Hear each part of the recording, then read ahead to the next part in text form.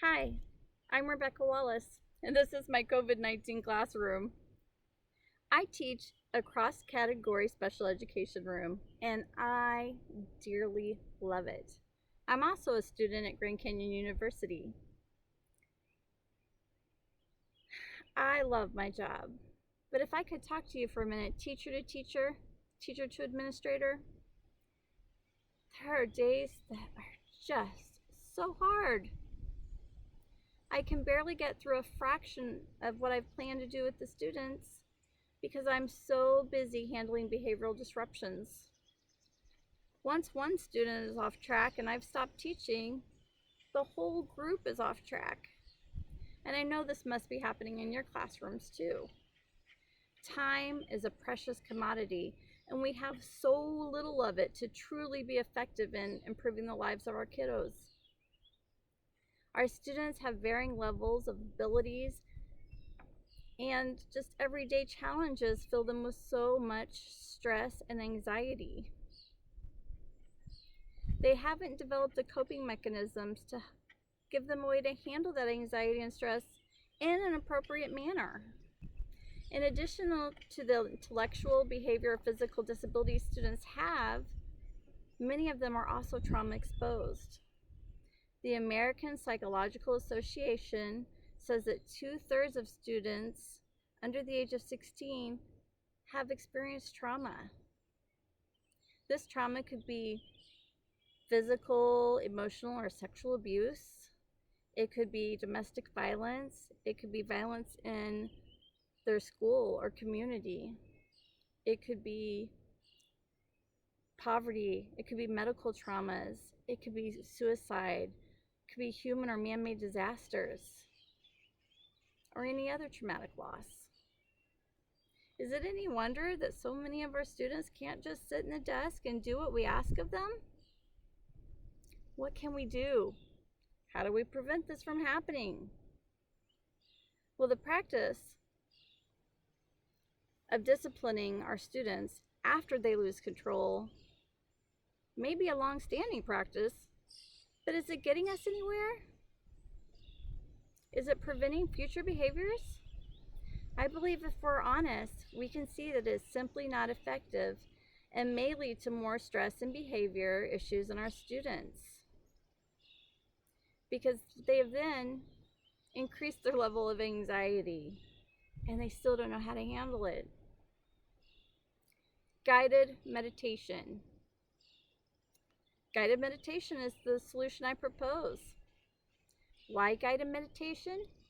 Well, researchers tell us that guided meditation reduces anxiety and stress. It promotes general emotional well-being. It enhances self-awareness and increases focus and attention spans. And it may actually decrease levels of pain and blood pressure and heart rates. So why would we not give our pupils this tool?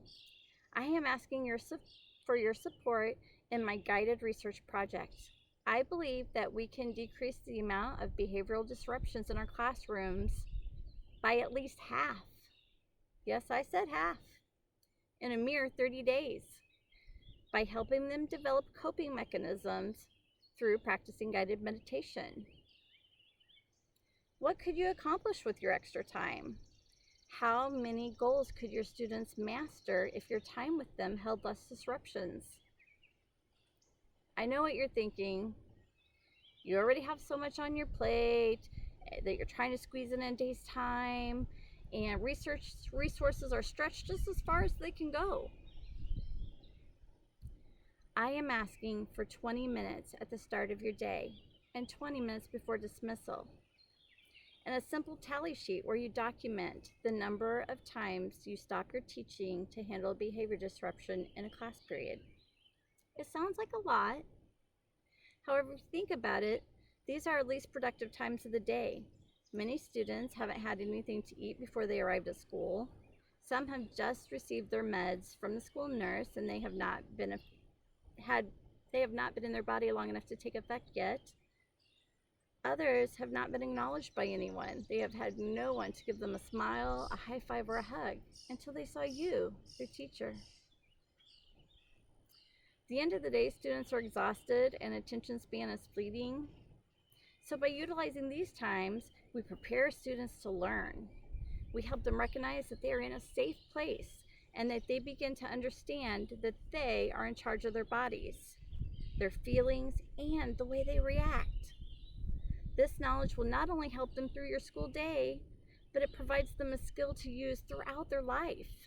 As far as resources are concerned, there is little or no cost to implement this plan of action. Students can remain in their chairs, or they can use yoga mats from the PE department, or they can even bring a towel or soft blanket from home. Teachers can simply talk students through deep breathing and checking the different zones of their bodies, or help them imagine their safe place.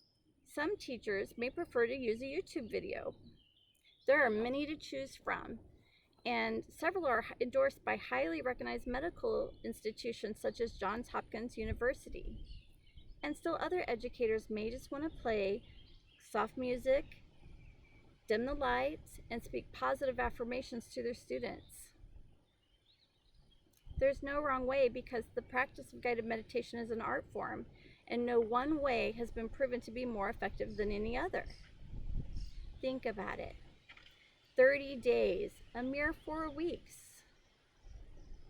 Behavioral disruptions cut in half or more? Making use of the time that is wasted at no financial cost to you or the school? Enhancing the mental and physical health of your students by giving them a coping mechanism they can use throughout their whole life? Maximizing the time teaching and learning in your classroom? What do you have to lose? I see that there is so much to gain. Thank you for your time and consideration in participating in my action research project, and thank you for your dedication to improving student lives.